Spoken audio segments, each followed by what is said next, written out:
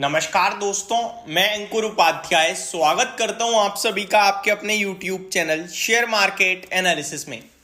एक तरफ पूरी दुनिया के बाजार, पूरी दुनिया की इकोनॉमी ये कह रही है कि इंटरेस्ट रेट कट कर दो, कट करना शुरू कर दो। इस साल कितने इंटरेस्ट रेट कट करोगे?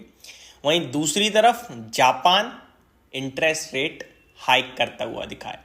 17 साल में पहली बार जापान में इंटरेस्ट रेट्स माइनस से हटकर पॉजिटिव या फ्लैट कह सकते हो आप।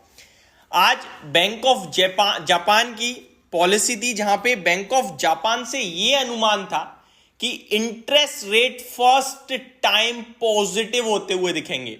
हालांकि पॉजिटिव तो नहीं हुए बट न्यूट्रल जरूर हो गए। और इसी खुशी में जापान का बाजार 40,000 के ऊपर निक्केई क्लोजिंग देता हुआ दिखा है। 263 पॉइंट की तेजी थी। अब मैंने अभी तक जितनी लैंग्वेज बात करी वो पूरी स्टॉक मार्केट की थी, समझ में बहुत सारे लोगों को नहीं आई होगी। अब मैं आप सभी के साथ सिंपल और सरल भाषा में शेयर करता हूं चीजों को। इंटरेस्ट रेट यानी कि जो पैसा हम बैंक में डिपॉजिट करते हैं, बैंक हमें ब्याज देती है, वो इंटरेस्ट रेट है। जापान में बैंक में पैसा रखने का बैंक पैसा लेती है, देती नहीं है। यानी कि हम और आप बैंकों में ये कंपेयर करते हैं कौन सी बैंक ज्यादा इंटरेस्ट दे रही है, कौन सी बैंक की ब्याज ज्यादा मिलेगी, उसमें निवेश करते हैं, उसमें डिपॉजिट करते हैं, एफडी करते हैं, क्योंकि इंटरेस्ट मिलता है। लेकिन जापान में बैंकों में आप अकाउंट ओपन करो और पैसा रखो तो बैंक आपसे चार्ज लेती है एज अ सर्विस कि हम आपका पैसा सेफ्टी से रख रहे हैं, आप हमें चार्ज दो। तो बैंक जापान में बैंकों का खेल कुछ और ही था। कितना चार्ज लेती थी? 0.1%। जैसे भारत में 5% नॉर्मल इंटरेस्ट मिल रहा है आजकल और एफडी पे 6.5% साल का मिलता है, वैसे ही वहां पे बैंक लेती थी डिपॉजिटर से 0.1% टोटल अमाउंट पे। ठीक है जी, तो ये एक शॉर्ट और सिंपल तरीके से समझाया। तो आज जापान ने फाइनली वो जो बैंक चार्ज लेती थी उसको हटाया है और न्यूट्रल हो गई है उनकी पॉलिसी, क्योंकि 10 बेसिस पॉइंट से इंटरेस्ट रेट हाइक करे हैं, जिसकी वजह से जो पॉलिसी रेट है इस समय इंटरेस्ट रेट है वो 0% पे आ गए हैं। यानी कि अगर आप कोई भी जापान में बैंक में पैसा डिपॉजिट करता है तो उसे ना कोई इंटरेस्ट मिलेगा, ना उसे कोई सर्विस फी पे करने की जरूरत है। न्यूट्रल हो चुका है सब कुछ। और ये सब जापान इसलिए कर रहा है ताकि उनकी इकोनॉमी में ग्रोथ आ सके।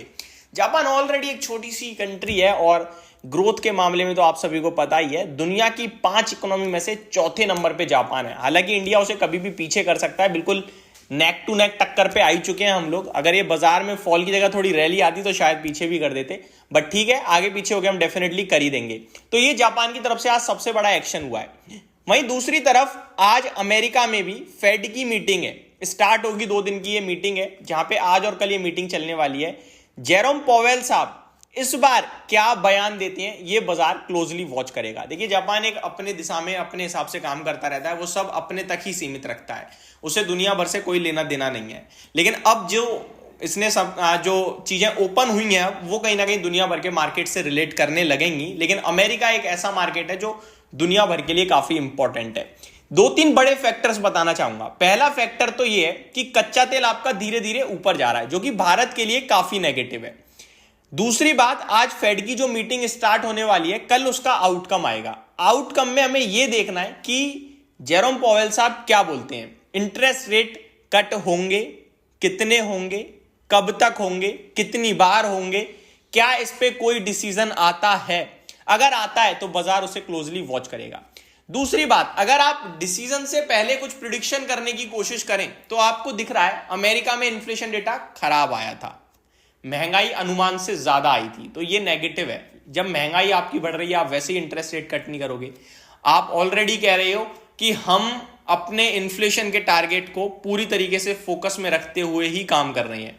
अब इन्फ्लेशन का टारगेट तो छोड़ो, वो तो ऊपर जा रहा है, तो आप इंटरेस्ट रेट कट ही नहीं करोगे।